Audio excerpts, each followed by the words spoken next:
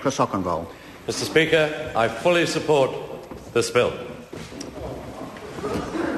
Honourable Ruth Dice. Mr Speaker, I'm not quite sure what time the last plane to the West Coast leaves, but I guess that member wants to be on it. I would have thought that after chairing the Select Committee, a little more of a contribution may have been justified, but the member obviously thought otherwise. I want to begin by saying that I will leave this House committed to doing everything that I possibly can to make sure that the legislation we are about to pass is successful.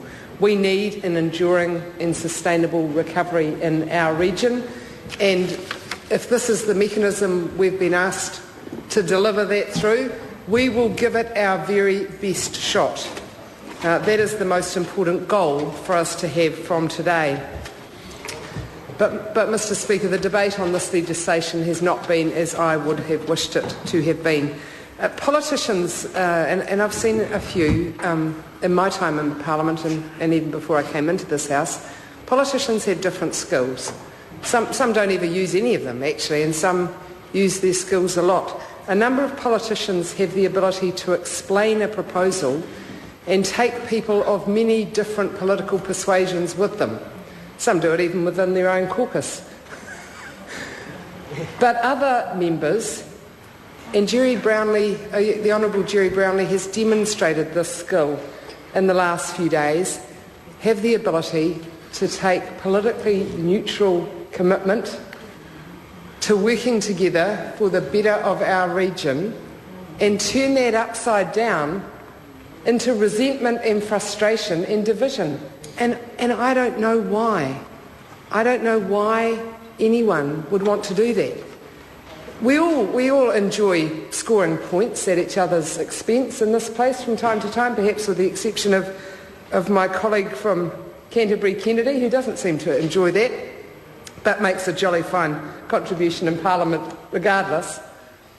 But when you have such an important issue, an issue that's been created through death and destruction of the largest city in the South Island, I would have thought that we could have got beyond point scoring, but we didn't seem to be able to. I would have thought that we would have said to everyone in this House, please give us your best ideas and we'll make the most of them. We've had a wasted opportunity, and I think that's a shame. I think it's an opportunity that should have been grasped by Jerry Brownlee, and he would have been amazed at the energy that we could have contributed to this debate and therefore to the recovery. I think he would have been overwhelmed by the enthusiasm that that invitation would have been received by Cantabrians broadly. I know that people would have welcomed the opportunity to have a genuine input into what is the legislative framework for the next 5 years for our recovery. It's quite important to us. We want to be part of it, and we were denied that opportunity. It's a waste. It's a shame. And I don't understand why the Minister chose that path when the other one would have been so attractive and so much more successful and frankly easier for him. I'm sure he'll explain it when he writes his book, but for now we'll just remain puzzled. I want to acknowledge my Labour and Green colleagues who I have been working alongside for many years actually, but particularly so since the September and more recently the February quakes. Leanne Dalzell is a tireless worker for her electorate. She has led the rebuild and the recovery process in her electorate, an electorate which is challenged with more inequities than other electorates are, and which has been devastated twice. Nobody understands the force of nature and the unfairness of it. It can't be explained.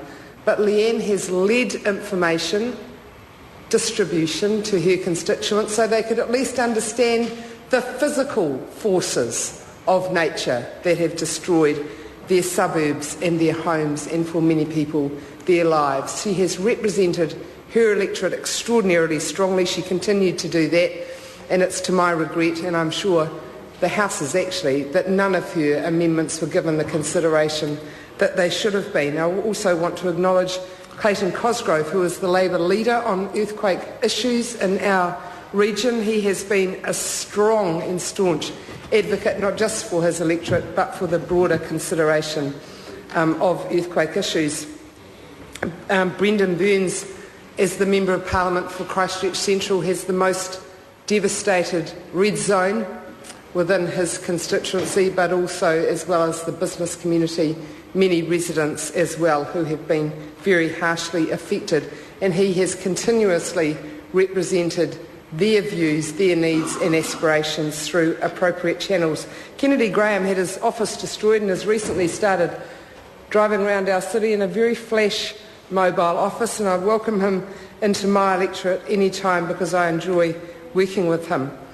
Mr. Speaker, the amendments that we put forward we thought would have improved the bill. I really genuinely don't believe that every single one of our amendments, from those members that I've just named, Kennedy Graham, Brendan Burns, Clayton Cosgrove, Leanne Dalzell and me, I don't believe that every single one of our amendments, bar one, should have been defeated. I believed the commitment that the Minister gave to me personally, to my face, that they would have been properly. I shouldn't be. I'm not politically naive, but I'm stunned that I've been so cheated on such an important issue by a fellow Canterburyan. I don't care what party Jerry Brownlee is, but I am really stunned that I have been cheated in that way, and I wouldn't have thought that of all members, the Honourable John Carter would have found it amusing. Of all members, I thought he would have been one that would have shared my frustration. Mr. Chairman, I want to just briefly touch on the committee process. It was unusual, as has been mentioned, during the committee stages of the House and the second reading. I want to acknowledge Chris Okenvold. I've never been on a select committee for any length of time with him. I think he's a very good chairman of that committee. He made us all behave in a way that we weren't inclined to at the start. We got a better contribution in the debate as a result. He treated submitters with respect, and I think he set a fine example for all of us in this Parliament on way to conduct what were difficult submissions being heard in a difficult environment.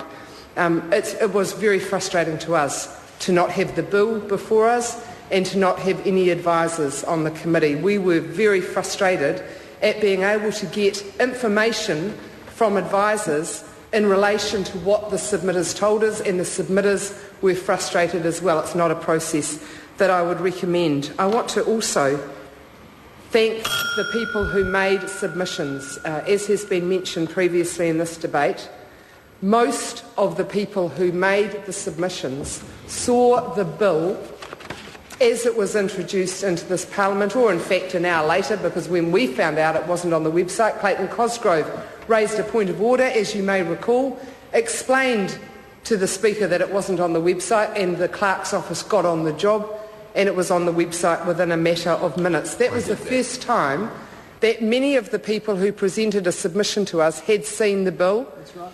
So that was 4 o'clock on Tuesday afternoon, and at 10 o'clock on Wednesday morning they were giving us a submission on it.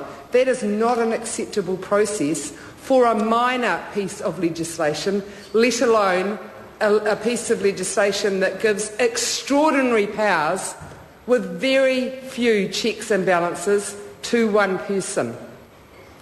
It makes it more difficult when we feel so cheated of goodwill throughout this process to then be asked to trust the Minister to use those extraordinary powers in the way that the legislation requires and in the way that is.